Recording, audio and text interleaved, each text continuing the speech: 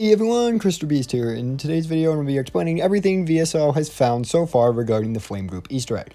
Now before I continue, I should start by saying if you haven't watched my introduction video on this whole situation yet, I highly suggest you do. I'm going to have it linked below. It kind of explains everything that is not our conclusions. So without any more delay, let's just get straight into what VSL has found so far.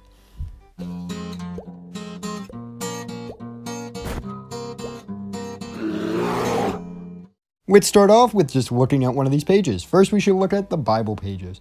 The first note we found regarding these pages was within their content. These pages detail several parts and stories within Genesis. These stories are the Adam and Eve original sin, the story of Cain and Abel, the story of the flood, and then finally the founding of Bethel. These stories may not be completely random, seeing as these are stories of sin, retribution, and then rebuilding in God's name. Perhaps this all just hints at the personal beliefs of the Flame Company that the nuclear retribution is over and that they now must rebuild. Considering what this means for the lore, we can kind of turn back to the old Fell God theories that I made very long time ago, and while I won't continue really with the lore implications today, I think this is something we need to revisit in the future. But this is not really where the info ends with the Bible verses, because if we look around these pages, we can see some italicized words, and these italicized words aren't really the same words that you'd expect in this Bible. So this is all really thanks to VSL Lupus, who discovered this, and he put them all together and collected them and put them in a sentence, which spelled out, follow the path to vengeance. This is interesting, and I'm going to come back to this later. Finally, the last thing we have regarding this Bible verses is which Bible translation is being used here, and this Bible is the Douay Rheims Bible, sorry if I'm mispronouncing that, which is an old Catholic English Bible. So that's all our findings regarding the Bible verses, so let's move on to the next page. Next, we have these coordinates. These coordinates lead to multiple locations, and these locations all have names that are part of their street name that these coordinates lead to.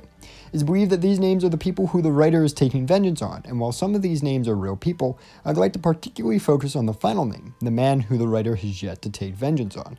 This name is Lars Hills. Lars Hills means Thunder God Hills, or hills crowned with laurels. Personally, I have no clue what that might mean, but we should also note that this location, if we take where it physically is compared to the others, is quite far away, and that could actually be the explanation on why they haven't gotten the revenge they seek, because this person's just so far away from the rest of the targets. We can also remember the code Lupus figured out, which in this case may suggest that we were meant to follow these coordinates, and perhaps it was key to solving this, or suggest we have to do more with this. I'm not really entirely sure, and I'd like to see what you guys can come up with regarding that. Next, we have the travel diary. Wardog made a really good video explaining this one and who Kirsten may be, and I'm just going to let him do the talking with a lot of that. So I'm also going to try to quickly summarize, but really I do suggest you check out Wardog's video regarding this entry because he had some good theories regarding who Kirsten may be. These locations, though, when plotted and connected, produce letters. These letters spell out Kirsten, adding to this the date October 18th, which is the name date of Kirsten. It heavily suggests that something will occur on the 18th or next Monday. Finally, we have the hardest and arguably the final piece of this puzzle that needs cracking, the Lookout Journal. The journal gives a description of an event with timestamps. The event they are describing seems to be the unloading of the massive cargo ship on Anakin, and is likely the explanation for why it was destroyed. It is written quite formally, and the usage of the word lookout seems to suggest it is from an organized faction, which could point to the warlords, who are the most organized and most likely to use formal tone.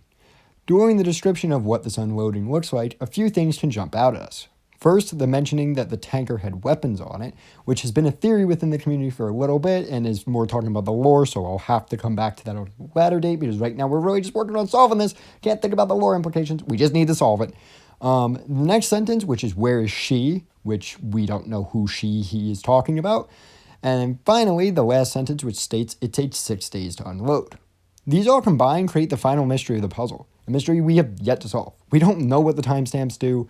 We don't really know how to solve this yet, but that's what's fun. That's what we still got to figure out. And on that note, that's it for today. There's still a lot left to solve, and I think you guys can gather that. So if you want to help, head over to VSL and go down to the Flame Group info chat and drop your ideas there. You can also drop your ideas in the comments below. VSL is going to be holding a couple of calls to try and solve this together as a group. But this has been Chris, and I hope I see you guys next time. And till then.